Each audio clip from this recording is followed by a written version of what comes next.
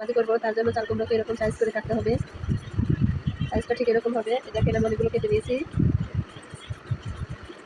কাটার পর আবার ফিরে আসছি। এই দেখেন সবগুলো কেটে নেওয়া শেষ। এখন আমি এগুলো লবণ দিয়ে ভালো করে মাখিয়ে 5 মিনিটের জন্য রেখে দিব।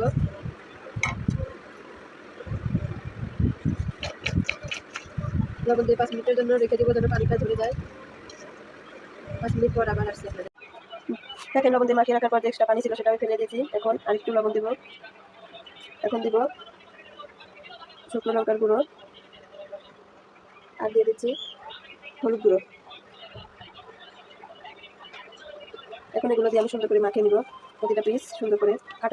কাটাটা কত সুন্দর হয়েছে দেখেন, আর এটা খেতে অনেক মজা। যারা যারা আপনারা এরকম করে খেতে চান চাল কুমড়ো শাক ভাজি, অবশ্যই চেষ্টা করে দেখবেন, অনেক ভালো লাগবে। মাছ মাংস তো আমরা প্রায় দিনই খাই, কিন্তু এগুলোর স্বাদ কিন্তু অন্যরকম। মাছ মাংসের স্বাদও হার মানাবে। এখন আমি সবগুলো মাখিয়ে নিব, তারপর আবার ফিরে আসছি। সবগুলো মাখানো হয়ে গেছে। এখন দেখেন একটা ফ্রাই প্যান নিয়ে নিয়েছি, এখন এটার মধ্যে ভাজি করবো। চুলা অন করে নিই। এখন আমি দিয়ে দিচ্ছি সয়াবিন তেল।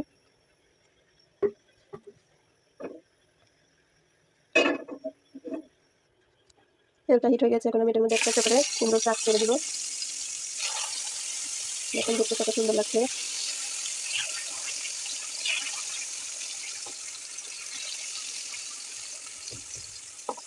এখন এভাবে আস্তে আস্তে রেখে দেবো একটি ভাবে। এই দেখেন এখন প্রায় হয়ে গেছে। এখন উল্টে দেবো, আর একটু ভেজে নেব।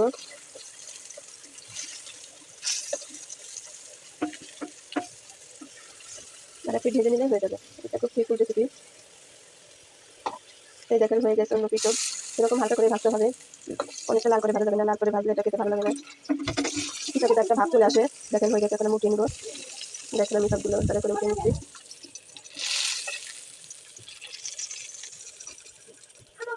এটার মধ্যে আলুগুলো ভেজে নেব।